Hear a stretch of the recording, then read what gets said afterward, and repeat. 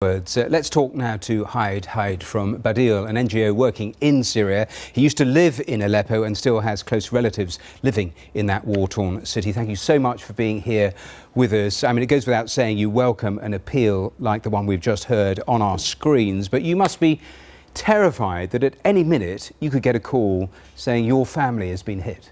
Exactly, because this has been going on for like 5 years and more now. Every time we call each other, we don't know if the next time we will still be able to hear each other, because one of us might die, and most likely it will be one of them, not me, because they are inside Syria. I think I'm right in saying your sister is in the eastern part of Aleppo that has been so pounded since the ceasefire broke down. Have you been able to talk to her at all, to communicate with her, just to find out from her first-hand account what it actually is like?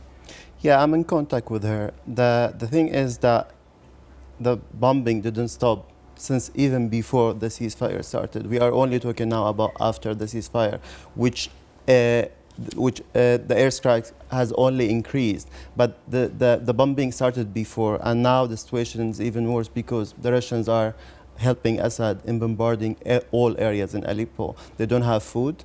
They don't have medication, and they don't have even water, because the regime has been targeting all water supplies. And what do they do? Well. Do they stay in? Do they think it's safer to stay in their houses? Do they go out? I mean, what is daily life like trying to navigate their way through such an extraordinary situation? To be honest, there's no answer to this, because it's neither safe inside nor safe outside. Because my sister, she lost her child just recently while they were still inside the house because of a barrel bomb that hit the house. So even inside the houses, they are not safe. So this is the real life there. The UN envoy appealed to Russia, appealed to Syria, but he also, you saw it there, we just played it, he looked down the barrel of the camera lens and had a challenge to al-Nusra front fighters and said they mustn't keep more than 250,000 people hostage in eastern Aleppo. Are people being prevented from leaving?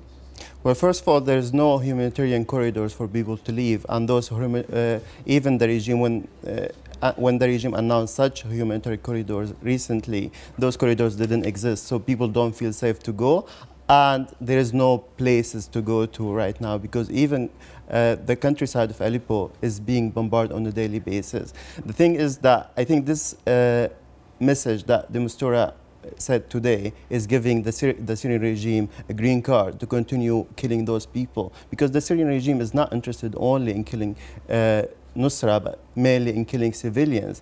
In other areas in Syria where there was no Nusra, the regime was attacking civilians in Madaya and other places. So the target here is not the Nusra people, the target here is the civilians themselves and the civilian facilities there.